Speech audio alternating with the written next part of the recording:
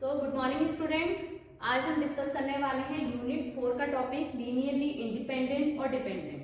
Linearly independent और dependent vector space का part है, जिसमें आपको क्या करना पड़ता है। आपको क्वेश्चन में वेक्टर दिया रहेगा, जिसको हम v1, v2, v3 भी बोल सकते हैं। अल्फा 1, अल्फा 2, अल्फा 3 से भी नोटेशन हो सकता है। तो किसी भी गिवन वेक्टर से आपको li और lg फाइंड करना रहेगा, जिसके लिए आप क्या करेंगे, सबसे पहले बनाएंगे लीनियर कॉम्बिनेशन। वो क्या होता है, a1 v1 plus a2 v2 plus a3 v3 up to जितने भी वेक्टर आपके होंगे उतना आपको एक लीनियर कॉम्बिनेशन बनाना होगा। यहाँ पर v1 v2 v3 आपके वेक्टर्स होंगे जो गिवन होंगे, और a1 a2 a3 स्केलर होंगे जो फील्ड से होंगे, और हमारे वेक्टर होंगे v से होंगे। तो अब यहाँ पर एक एग्जांपल हमने शो किया है। Find whether the set of the vector v1 v2 v3 आपके तीन वेक्टर गिवन है and is linearly independent and dependent हमें फाइंड करना है। तो सोल्यूशन में सबसे पहले हमने क्या किया, हमारे पास क्योंकि तीन वेक्टर थे तो हमने तीन स्केलर को लेट किया है, a1 a2 a3 तीन स्केलर लेट किए हैं। फिर हमने लीनियर कॉम्बिनेशन बनाया है a1 v1 a2 v2 plus a3 v3 equal to 0। अब हमें क्या करना है, हमें li और ld फाइंड करना है। li और ld फाइंड करने के लिए आप यहाँ पर v1 v2 की जगह v3 की जगह तो वेक्टर पुट कर देंगे, और इनके लीनियर कॉम्बिनेशन बना के जो हमारे स्केलर हैं a1 a2 a3 ये नॉन वेरिएबल हैं, जिनकी वैल्यू आप फाइंड करेंगे। अगर ये तीनों इक्वल टू 0 हो जाए तो li होता है, अगर एक वेरिएबल भी नॉट इक्वल 0 हो तो ld होता है। This is a process.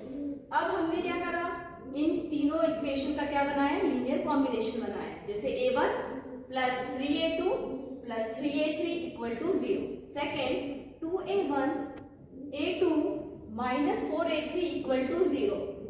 a1 5a2 7a3 equal to 0। ये हमारी तीन इक्वेशन बन गई है। अब इन तीन अननोन वेरिएबल को फाइंड करने के प्रोसीजर हम स्टार्ट करेंगे अपने यूनिट 5 का प्रोसीजर, जो हम रैंक फाइंड करते हैं।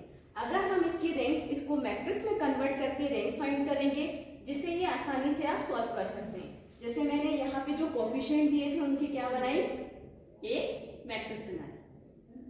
अब इस मैट्रिक्स का मुझे क्या निकालना है, रैंक निकालना है। तो हम रैंक निकालने का प्रोसीजर स्टार्ट करते हैं। इस एलिमेंट की हेल्प से इन दोनों को हमें क्या करना है, 0 करना है। तो हमने ऑपरेशन लगाया r2 minus 2 into r1, r3 का ऑपरेशन लगाया r3 माइनस r1। ऑपरेशन लगाने के बाद अब हमें ये मैट्रिक्स मिली।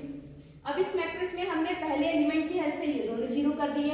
अब मुझे इसकी हेल्प से ये 0 करना है, procedure by the procedure of rank. तो यहाँ पर -5 -10 और 2 और 4 था।